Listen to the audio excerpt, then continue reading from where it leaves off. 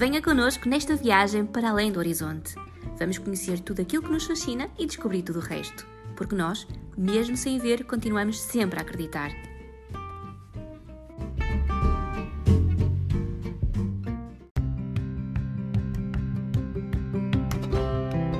Bem-vindos à segunda temporada do podcast Além do Horizonte. Nesta nova temporada vamos ter muitas novidades, vamos ter novas rubricas, muitos convidados e contamos consigo desse lado para nos continuar a acompanhar. Eu sou a Bárbara Pereira e tenho comigo o Filipe Azevedo e o João Ferreira. E hoje vamos falar sobre desporto, mais concretamente sobre atletismo, e para isso convidamos a Odete Fiuza, uma atleta de alta competição. É isso, Filipe?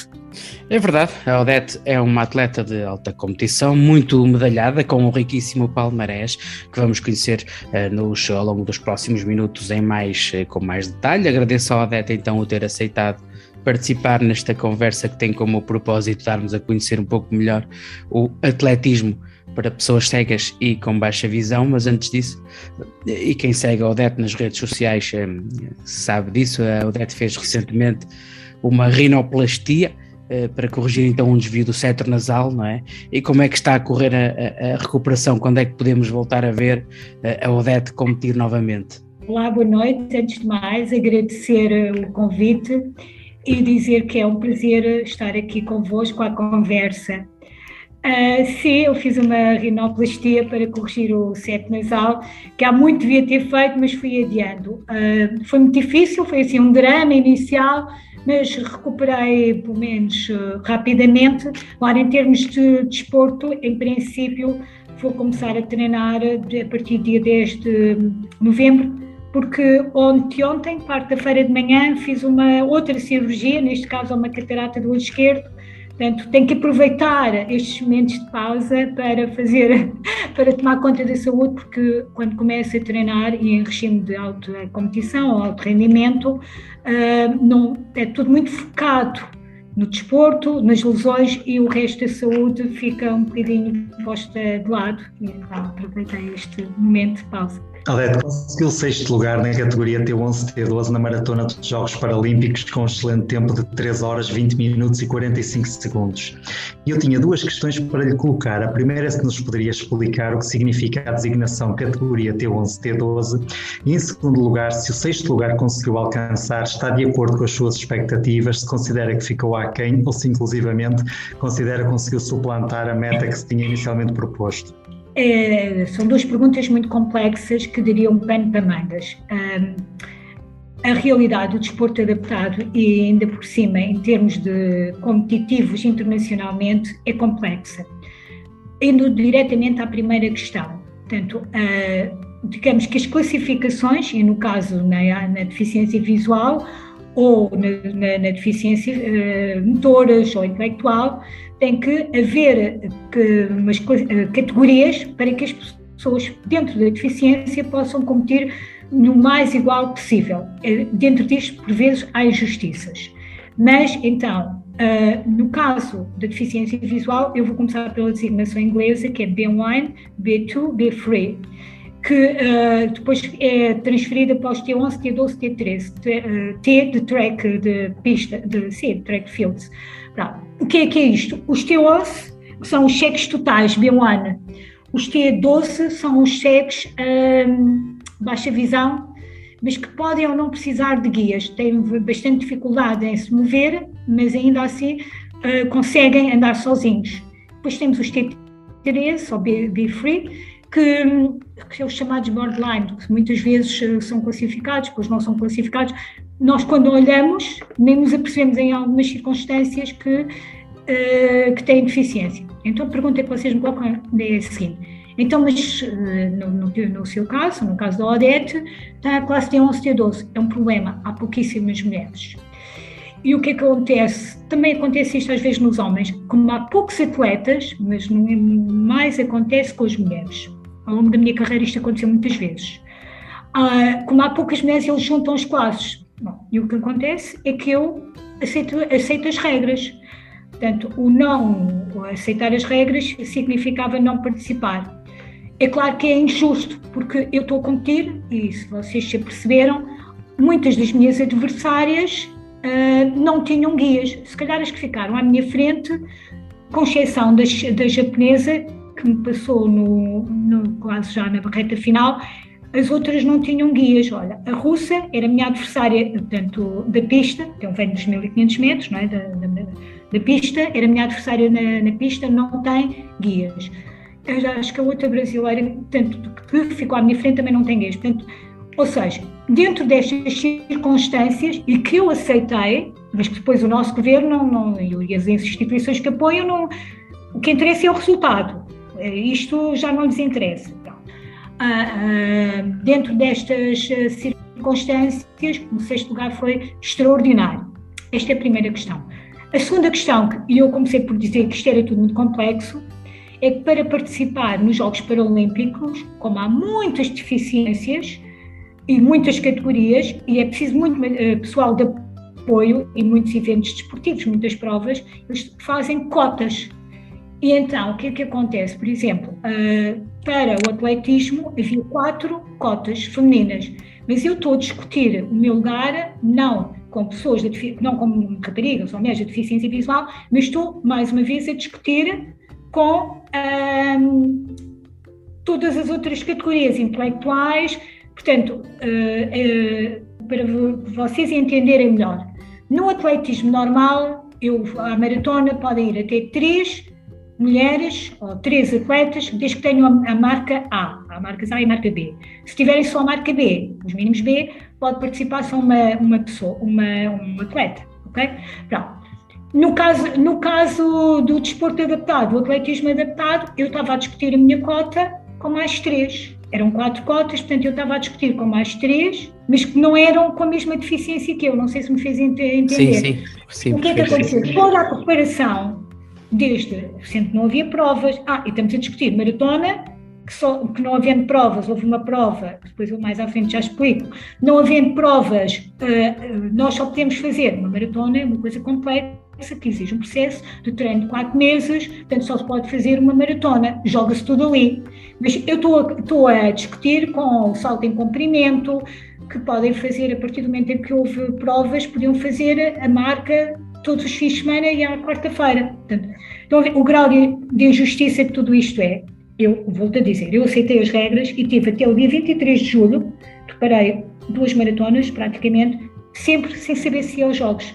E treinar para uma maratona significa fazer 100 e tal quilómetros ou 120 quilómetros por semana, motivar guias, porque não é só o atleta tem que ser motivado, é dizer aos guias, nós estamos a treinar, mas não fazemos a mínima ideia se vamos a Tóquio, mas estamos a treinar 30 km, 50 km num fim de semana. Portanto, o processo foi todo muito complexo.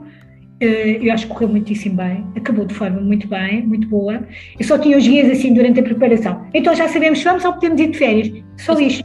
E o que acontece, e eu partilho aqui o meu desabafo, é que quando se fala de alto rendimento, e se calhar como em tudo na vida, as deficiências mais severas que são muito prejudicadas. Isto para mim é uma preocupação. Portanto, eu discuti o lugar com a deficiência intelectual. A deficiência intelectual nem sequer é balizada, não tem o atestado médico de incapacidade de motivos, porque aquela deficiência não lhes confere qualquer grau de deficiência. Passo o pleonasmo. Aliás, e tinha havido muita gente, e tinha havido muitas falsificações até em provas. Mas não precisam de fazer, porque eles não têm a deficiência intelectual para efeitos de regime legal português, que não o desporto, digamos assim, todos os outros regimes de apoios, medidas, quer cotas de emprego ou benefícios no IRS. Portanto, a deficiência intelectual não tem grau de incapacidade para aceder a estas medidas de apoio, só no que se refere ao desporto, porque a deficiência é muito leve, tem carta, tem o seu emprego, portanto são pessoas com grau, estamos a falar de graus de incapacidade muito 30%. Mas isso é uma insuficiência do Comitê Paralímpico Português ou são as regras internacionais que estão em causa aqui nesta as regras internacionais provêm de instituições privadas. O Comitê Paralímpico é uma instituição privada. Quando nós estamos a falar de apoios públicos e estamos a falar neste momento de muito dinheiro público, atenção público, acho que o Estado deveria intervir e deveria ter uma opinião. Existem países em que o Estado não tem uma intervenção. Tudo isto é privado. Os apoios são privados, portanto, se os apoios são privados, o Estado não tem que se meter nisso. Eu acho que o Estado, no mínimo, deveria se questionar. Porquê que para o acesso a qualquer medida, prestação social de inclusão, todas as medidas, é preciso um grau de incapacidade acima de 60%. Então, porquê que temos uma categoria de deficiência, um tipo de deficiência, para o desporto que não tem acesso a mais nenhuma medida? Dizer isto é brincar, eu vou dizer isto publicamente. Eu costumo dizer, se calhar, que os meus amigos da deficiência intelectual, tenho muitos amigos, vocês conhecem um que é muito conhecido, o Enem Cunha, mas eu costumo dizer que no meu tempo quem não dava para a escola ia trabalhar, não é? E agora quem não dá para a escola vai para o desporto adaptado. Uma coisa são nisso, necessidades de educação especial, outra coisa são casos sociais. Muitas vezes a deficiência intelectual é provinda de casos sociais, não é? Famílias disfuncionais, e outra coisa é a deficiência. Mas não está em causa o desporto adaptado, está em causa a concorrência desleal depois, não é? Exatamente. Mas não só de concorrência desleal, para mim tem a ver com os financiamentos públicos, a aplicação de dinheiros públicos. São regras privadas que são a sobrepor regras públicas, digamos assim. Sim. A partir do momento em que há financiamento público, o Estado tem que ter, não se pode demitir, não pode tirar para ali dinheiro e pronto, e sem fiscalizar ou sem ter uma palavra a dizer. Sem ter uma política, uma estratégia, que aqui é o que está em causa é a estratégia, não é? Uma política para o desporto paralímpico, porque aqui nem sequer se trata de fiscalizar ou de fazer cumprir a lei, trata-se de ter uma estratégia definida e uma política coerente no sentido de proporcionar aos atletas paralímpicos condições de igualdade na competição, porque um atleta de alto rendimento é um atleta de alta competição também, e esta vertente da competição é importantíssima, como é óbvio, não é? Nós temos que pensar, sobretudo, se o Estado apoia financeiramente, tem que, como estava a dizer e bem, tem que ter uma palavra, tem que ter uma estratégia. Não é nada contra ninguém, mas é uma questão de pensarmos sobre as coisas de uma forma refletida e integrada, não é? No fundo é um pouco isto. O que me preocupa sobretudo é o desinvestimento na deficiência mais severa, porque dá mais trabalho, porque é mais cara, porque envolve mais logística. E qual é o significado que tem ser a primeira mulher portuguesa com deficiência a percorrer esta distância? O facto de ser mulher a fazer uma maratona é especial porque toda a gente diz, fazer uma maratona, agora está muito em voga, qualquer pessoa acha o máximo de fazer a maratona, a superação. Eu acho que é o percurso e o facto, apesar de uma das minhas guias este ano também ter sido uma mulher, mas eu treino essencialmente com homens e que vêm, não é? Portanto, tem imensa dificuldade em eu ser a gestora do grupo. Sente muito esse preconceito da liderança? Sim, muito. É muito curioso.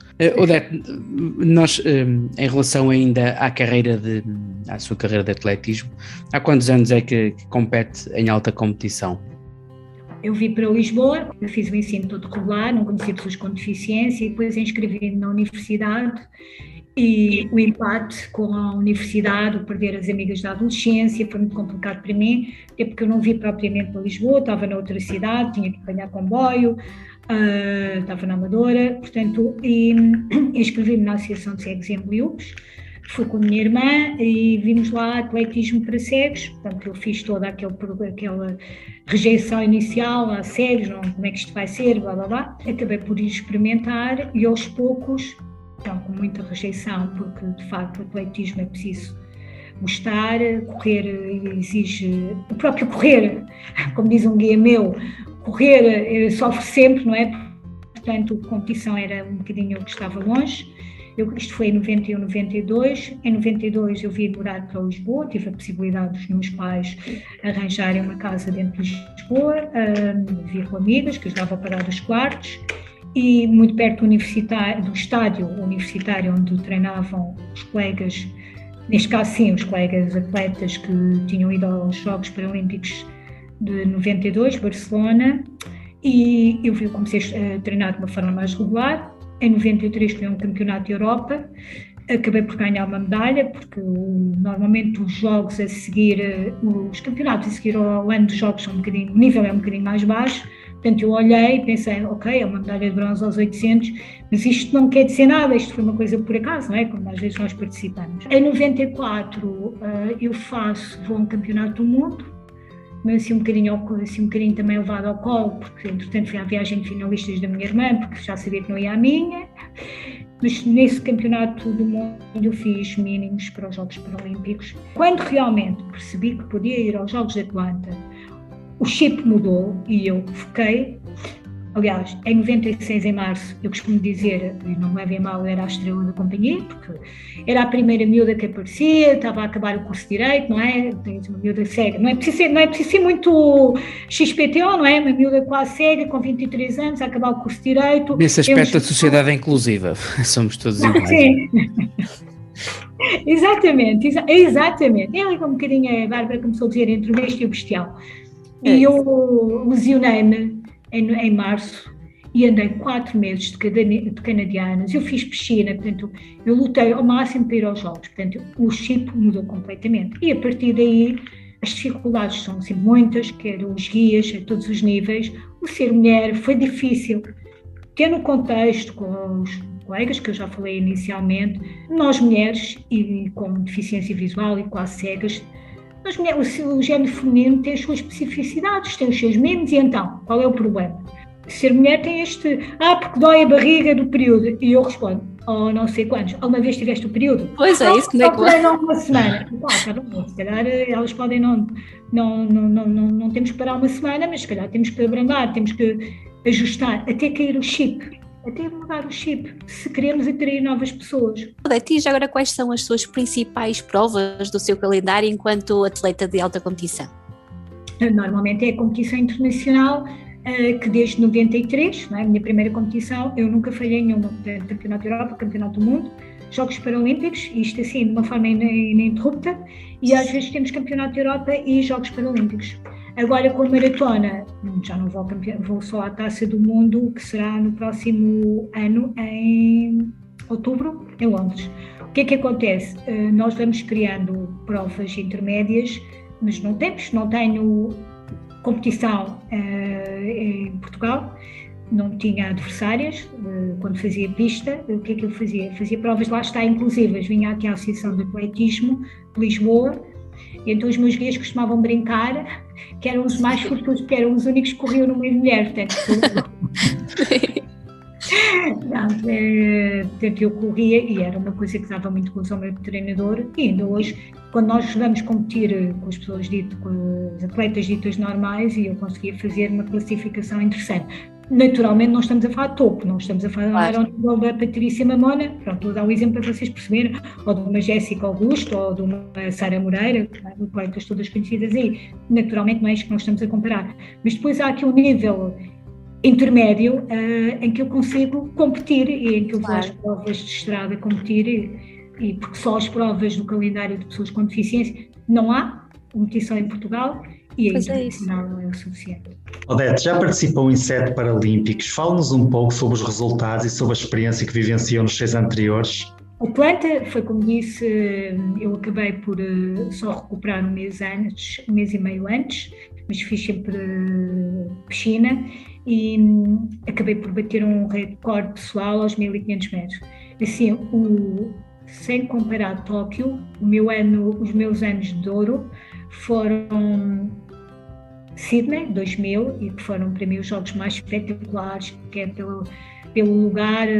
Sydney é uma cidade fantástica, as pessoas são extraordinárias, e fiquei num quarto e quinto lugar, quarto aos 1500, sendo que era a primeira que tinha guia, portanto aquela tónica sempre do T11 com T12, e fiquei quinto aos 1500, com recorde pessoal também. E depois em Atenas fiquei também em quinto lugar, e também não sei se não era a primeira com guia, e bati recorde pessoal, teve uma boa marca aos 1500, abaixo dos 5 minutos, é assim um orgulho para mim.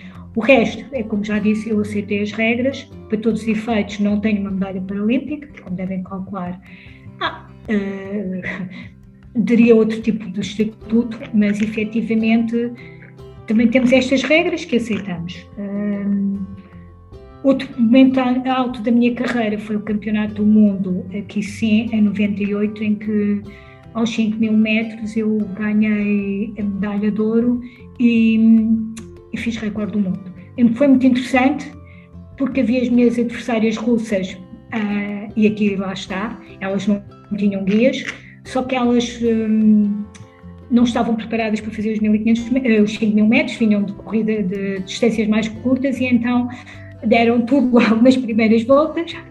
E o que aconteceu é que eu fui passando com o meu guia, com aquele ritmo certinho e acabamos por ganhar em primeiro lugar. Depois, em 2008, as coisas a nível de classificação foram ainda muito mais graves, porque eles decidiram juntar as 3 classes, não só T11 como T12, como T13. T13 também, isso é inacreditável. Não, porque como não, isto é o lobby dos países a funcionar, porque havia 2 miúdas T13 da França e da Tunísia que não tinham com quem competir, mas para terem uma ideia, elas faziam marca ao nível das nossas olímpicas, não sei se estão a ver, das nossas olímpicas. Pronto. Portanto, a prova foi completamente fora de contexto. As duas ganharam, as T13. Claro. Aliás, como as instâncias portuguesas não fizeram nada, por isso é que eu fui a Manchester, Filipe. Isto aqui é uma private joke, porque quando saíram as marcas para Pequim, 2008, escrevi para o Comitê Internacional, para o Comitê Paralímpico Internacional, expliquei isto tudo, expliquei que isto era completamente prejudicar a deficiências mais severas, as mulheres, blá blá blá. Então depois fui convidada para ir ao meeting em 2007 ainda, tive uma reunião em que explicamos, que foi apresentado, mas eu enquanto Odete Fiuza, nada de enquadramentos de instituições, não. Tivemos uma reunião, o que ficou definido foi que iriam dar atenção à situação das T11, que se tivessem marca B, como é óbvio, não é? Se tivessem enquadradas, porque a marca A era completamente inatingível. Então eu fui a Pequim porque fui buscada exatamente quando distribuíram as cotas todas, depois tiveram atenção às cotas femininas, lá está, foram aplicadas às T11 com marca B. Mas estão a ver o trabalho, e mais uma vez treinei sem saber se ia aos Jogos ou não, treinei sem ir aos Jogos. E espera participar em mais alguns Jogos Paralímpicos? Assim, não sei. Eu tenho que ser honesta, a minha perspectiva era terminar em Sydney 2000, era quando eu concluía o estágio de advocacia, concluí o curso em 96, em 2000 terminei o estágio, porque não quis ir logo, estava muito cansada e era muito nova, e a confrontação com a deficiência e o mundo do trabalho foi uma coisa que eu, com 23 anos, foi muito difícil, estive ali um ano a treinar só, aproveitei para treinar, estava muito cansada, estava praticamente com esgotamento, e então, portanto, a minha perspectiva era até Sydney, não é? Estamos em 2021, Sydney 2000. Lá para 2050. Acho que sim. A Odete já falou muito sobre a figura dos atletas guia, e eu não vou cometer, obviamente, a delicadeza de lhe perguntar com quem mais gostou de emparcerar até hoje, mas eu gostava que nos dissesse, por curiosidade também, para percebermos qual é a dificuldade que existe, quantas duplas estáveis já fez até hoje. Alguém me pergunta, qual é a tua consistência em relação ao... Cada vez que apareces nos Jogos Paralímpicos, apareces com guias diferentes. Mais ou menos. Eu não tenho culpa os guias, todos os guias com quem eu já fui até aos Jogos, todos já desistiram. Não deixaram de correr com a Odete, desistiram do atletismo. Quando eu comecei a treinar e aquelas dificuldades que eu falei inicial, da integração até no mundo tradicionalmente muito masculino, independentemente da deficiência, eu fiquei com um guia que se chama João Baeta, de quem me tornei grande amiga. Portanto, acima de tudo, independentemente de ser guia atleta, éramos grandes amigos. E isso facilita a relação, às vezes complica um bocadinho, estou a brincar, mas facilita o entendimento, facilita a coordenação, portanto nós cooperamos muito e eu fiz a carreira entre 97 até 2007 com ele. Depois ele foi aos Jogos de Sydney. E depois eu estava a explicar ao Filipe Azevedo, um outro guia, que veio ajudar o João Baeta, que se chama Vítor Rego, que era muito amigo do senhor comendador José Arruda, e que ainda hoje sou amiga. Ele não corria um bocadinho só, jogava futebol, fui eu que o fiz enquanto guia, e com quem temos uma relação de amizade e de cumplicidade muito grande. Depois deixou de correr, tornou-se guia depois de um outro... É uma boa forma de homenagearmos o José Arruda, que é também uma pessoa ímpar também no ciclismo, e não só, também fez um contributo extraordinário, e ele que desapareceu há pouco tempo, e é também uma bonita forma também de homenagearmos através do filho, não é? Não é o filho, é amigo dos filhos. Amigo dos filhos. É como se fosse o filho, é como se fosse filho, no fundo. O Vítor é como se fosse filho. É assim, o Sr. Arruda, eu costumo dizer que ainda hoje espero o telefonema do Sr. Arruda, que ele dizia: Odete, tem que marcar um jantar, temos que ir jantar, temos que ir debater. Temos que debater. E a Sra. Arruda gostava imenso de mim, eu gostava imenso da Sra. Arruda, e portanto, voltando à questão dos atletas guias, portanto, durante estes 10 anos, portanto, este grupo, estes 2 guias foram extraordinários. Entretanto, tinha um colega meu de trabalho, eu trabalhei no Instituto do Desporto, e conheci um ex-atleta do Benfica, que se chama João Campos, que era como já disse, meu colega de trabalho, e que às vezes começou a correr comigo à hora do almoço, e começamos a coordenar rapidamente. E ele disse-me um dia: Odete, está a chover, tens de ir à noite, não vou correr, que eu prometi nunca mais ia correr à chuva. Não é? Entretanto, conheceu os meus guias, para além de ser, começou a vir treinar, afinal não ia à hora do almoço, mas veio à tarde. Também tinha sido atleta do meu treinador na altura, o professor Joaquim Neves, pelo menos no último ano da carreira. O professor Joaquim Neves, isto é bom, é para o João. Bom, em conclusão, ganhei um treinador novo e um atleta guia, que é assim, estamos a falar do primeiro atleta português que ganhou uma medalha de ouro na pista coberta. É uma referência do atletismo português, corre-se extremamente bem, ainda hoje é o meu treinador, e eu tenho imensas histórias.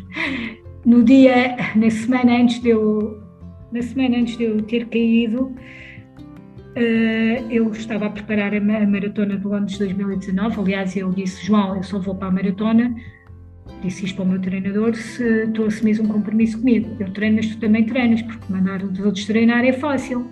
Portanto, tu fazes metade da maratona, metade da maratona comigo, meia maratona. Ok, combinado. E na semana antes fomos à meia maratona de Cascais, e o meu treinador, que trabalha, que é uma pessoa e trabalha numa federação desportiva, neste caso na natação, tem um cargo de chefia até, mas isto só é relevante porque vão perceber aquilo que eu vou dizer, e depois é um cargo que acaba por ter muito exigente, depois tem muita vida social nesse tipo de cargo, e muitas saídas, e organizam eventos. E estávamos a fazer a meia maratona, e ele disse: Odete, eu estou muito cansada. E eu disse: não estás nada, anda lá, que é o que eles dizem aos atletas, anda lá. E eu: Odete, estou muito cansada, tenho os braços dormentes e eu não consigo. Então era eu a correr sozinha, 21 km, e ele atrás, esquerda, direita, e eu atrás das pessoas. E passado 15 dias, passado 2 ou 3, 15 dias, ele ainda andou 15 dias neste filme. O que é que ele tinha mesmo?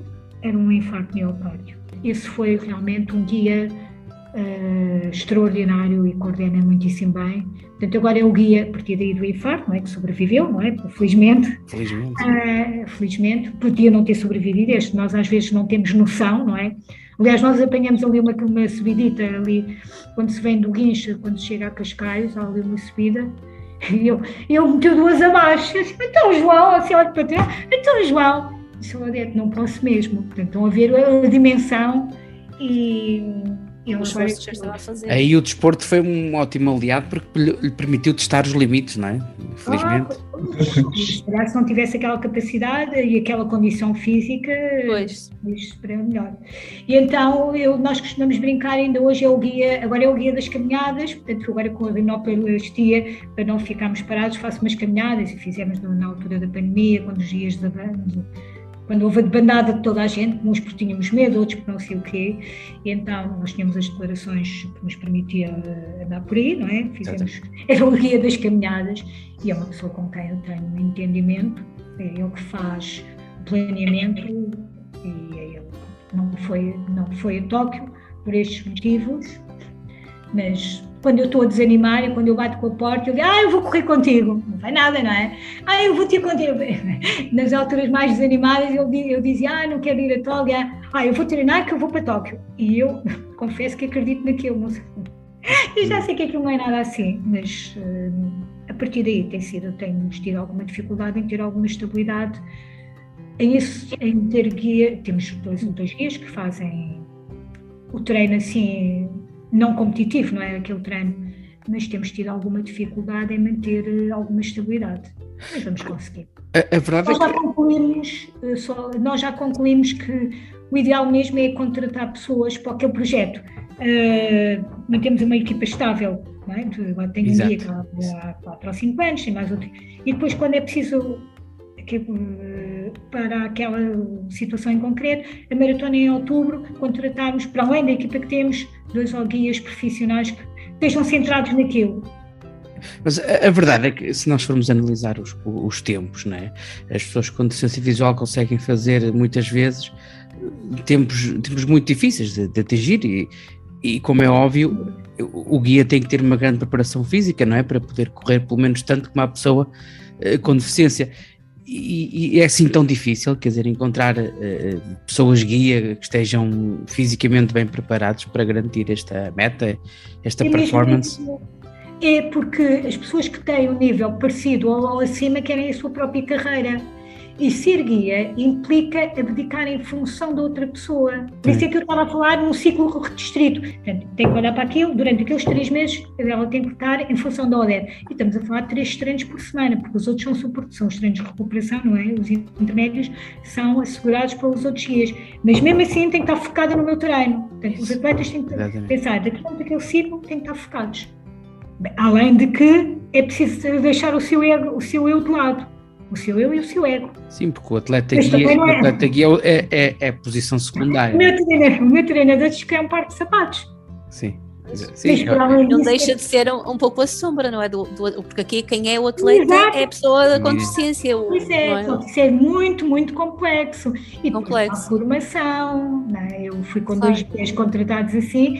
Eu tive 3 semanas em Tóquio, que também não era isto, custou uma semana, era chegar, competir e vir embora. Eu tive 3 semanas em Tóquio, encerrados, porque não tínhamos ido para lado nenhum, e depois fui confrontada com uma série de preconceitos e de coisas, porque ser guia não é responder em nome do atleta, não é? Claro. Ser guia não é substituir só o atleta.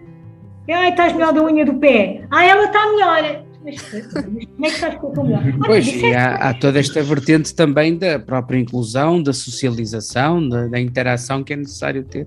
E aí lá está, voltamos sempre ao mesmo, que é as pessoas com deficiência terem voz e não estarem à sombra de ninguém, não é? Eu acho que roda sempre aqui, no fundo, não é a mesma coisa. É isso. Mas o ponto essencial e fulcral é o guia. Eu não quero ser o centro do mundo de ninguém, mas a verdade é que no automobilismo, se nós pensarmos no automobilismo, não se discute que o Miguel, agora ia estar a dizer, estava a falar de automobilismo, ia falar do Miguel Oliveira. Pronto, mas vai dar o exemplo, vai dar ao mesmo. Ninguém questiona que o Miguel Oliveira é o mais importante da equipe, mas ele tem uma equipa a trabalhar para ele. Evidente. No piloto, no automobilismo. O copiloto, ninguém discute que o piloto é o mais importante, não é? E aqui o guia quer ter tanto protagonismo. Não!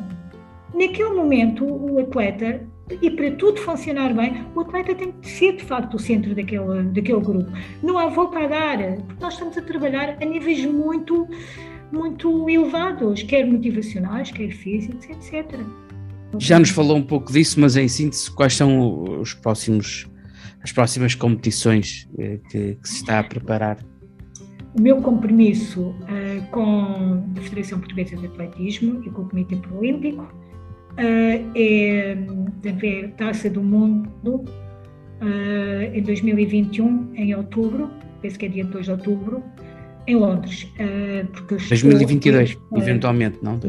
Sim, 22, claro, 22, porque eu fiquei, o 6º lugar deu-me acesso ao nível 2 do projeto paralímpico, implica bolsa mensal e implica também uma bolsa mensal para os atletas guias. Estamos sempre a falar, ainda não falamos deste aspecto económico, também é importante, e estamos a falar de dinheiro, que são recompensados pelo aquilo que fazem, e já não é pouco. Sim, os atletas guia não estão a trabalhar gratuitamente. Não, já passamos essa fase. Nós tivemos. Felizmente. Se calhar, sim, mas se calhar naquela altura toda a gente estava mais disponível, porque havia também aquela ideia do assistente. Isto é quase uma contradição. Do assistencialismo. Era um bocadito, tá?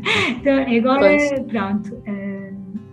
Portanto, o meu compromisso, e depois durante o ano farei competições, quer a nível nacional, e provavelmente uma meia maratona no inverno, portanto tenho que fazer competições com pessoas que vêm ou que têm deficiência, porque não temos nível competitivo em Portugal para fazer com outras adversárias. Odete, qual considera que foi o ponto mais alto na sua carreira? Hoje já nos referiu aqui o resultado de excelência que conseguiu obter nos Mundiais de Atletismo de 1998 em Madrid, onde conseguiu alcançar a medalha de ouro dos 5.000 metros. Considera que esse foi o ponto mais alto da sua carreira ou já houve outros marcos que conseguiram de certa forma suplantar este registro? De facto, ser campeã do mundo e recordista do mundo, ter o recorde do mundo é extraordinário.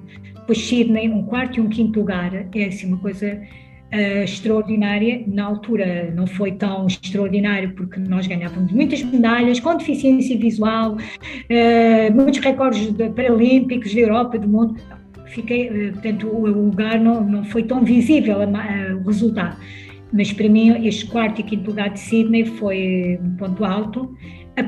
Independentemente de todo o resto, a própria marca dos 1.500 é uma marca muitíssimo boa, 4:58:40. E, efetivamente, agora a aposta na maratona e este sexto lugar na maratona de Tóquio, e se calhar pela dificuldade de preparar uma maratona, foi um dos pontos altos. Não sei, não consigo dizer, este é o ponto alto da sua carreira. É tanto stress, é tanta dificuldade que acho que não se consegue gozar aquele momento. Correu durante 25 anos em pista e já referimos aqui que depois do Mundial de Dubai disse que iria deixar a pista, não é? E dedicar-se à maratona. Por alguma razão em especial? Eu já não devia ter ido ao Dubai. Eu fui ao Dubai porque o coordenador do atletismo, tens que ir, aquela coisa das transições, vais ser capitã. Portanto, eu quando fui ao Dubai já tinha feito a maratona em 2019. Ou seja, quando a velocidade vai-se perdendo, a marca 4:58, eu para fazer 5:20, quer dizer que são 22 segundos a mais, é uma dificuldade. Portanto, vai-se perdendo a velocidade e estamos sempre a trabalhar para uma marca que é impossível, portanto, teria mesmo que deixar a carreira. Portanto, é como digo, este do Dubai, eu já nem devia ter ido ao Dubai. A partir do momento em que se faz a maratona, com a idade se vai perdendo velocidade, quando se coloca volume, como se faz para uma maratona, para terem uma ideia, treinar para uma maratona, eu fiz, e ainda tive a queda, eu fiz em 2019 1.400 km em 4 meses, é mais ou menos isto, e é pouquíssimos quilómetros. Para termos uma ideia, é como se ir de Lisboa a Barcelona, é mais do que de Lisboa a Barcelona. Estamos a falar disto. Portanto, isto depois para a pista. A pista é um trabalho completamente diferente, mais específico, é menos volume e mais velocidade. Portanto, com a idade, isto vai-se perdendo. Treinar para uma maratona é um jogo de paciência, de dedicação, de concentração, é um outro nível, implica outro nível de maturidade. Se eu tenho saudades de pista, muita. Se eu gostava de treinar para 1.500, adorava. Odete, relativamente à possibilidade de entrada de novos praticantes para o atletismo, na sua opinião, considera que as portas estão fechadas ou, pelo contrário, considera que as portas até estão abertas, mas não há pessoas interessadas em praticar? Olha, uma conversa recente, nem a propósito, estava a falar com o coordenador do atletismo adaptado da Federação Portuguesa de Atletismo, que me estava a dizer que a seguir aos Jogos a Federação tem sido contactada muitas vezes e que estão à procura de dar uma resposta.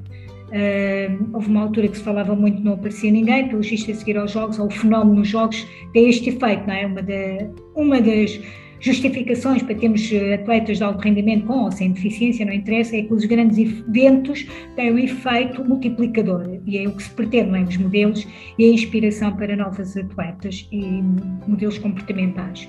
e o coordenador do atletismo estava precisamente a dizer hoje que pretendiam tentar dar resposta aqui no Centro Nacional do Jamor, de modo a poder recolher novos atletas. O que ele me disse, por acaso perguntei logo da deficiência visual, sou sensível a isto, eu disse isso não tem aparecido, mas têm de facto aparecido novos atletas. Agora, o grau de sustentabilidade e aquilo que nós estávamos a dizer do focar, não aquela coisa, queremos treinar porque queremos aparecer na televisão, queremos treinar porque queremos ir aos jogos, não é? A ideia essencial é temos de estar focados no treino, que é treinar porque criar o gosto pelo treino. E às vezes não acontece, as pessoas estão deslumbradas com o mediatismo, não é? Com a possibilidade de...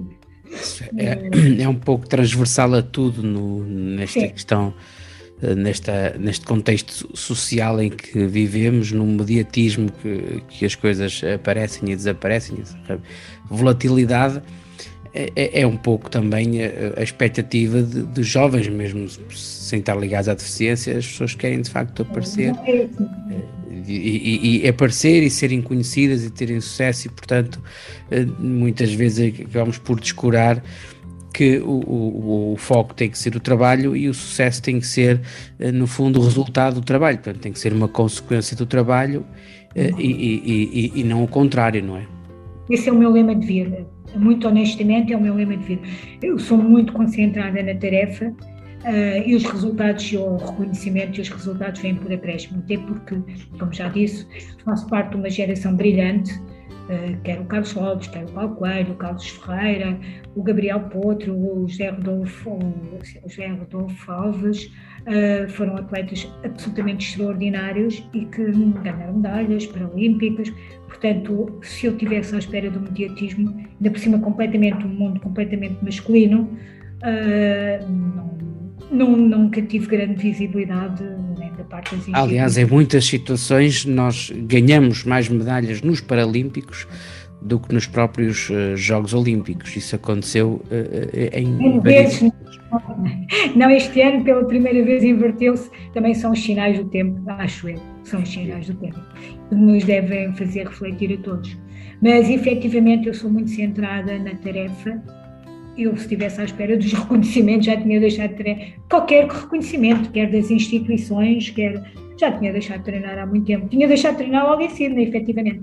Portanto, faço isto porque gosto, efetivamente, de desporto. O desporto é uma forma de vida para mim e faz parte da minha vida. Muito bem, agradeço então ao Odete o facto de ter aceitado participar nesta conversa sobre atletismo, sobre desporto paralímpico. Espero que tenham gostado tanto como nós. Da nossa parte, então, desejamos os melhores êxitos para a carreira de Odete Fiuza e vamos então esperar por boas notícias, por mais medalhas, por mais títulos, mais vitórias e, sobretudo, que vamos continuar, obviamente, a acompanhar a carreira desta atleta paralímpica. Da nossa parte, até a um próximo podcast Além do Horizonte.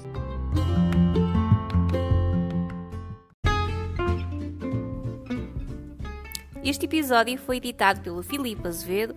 Já sabem, podem subscrever o nosso canal em qualquer uma das plataformas para o efeito, no Spotify, na Apple Podcast, no Google. Também estamos no YouTube.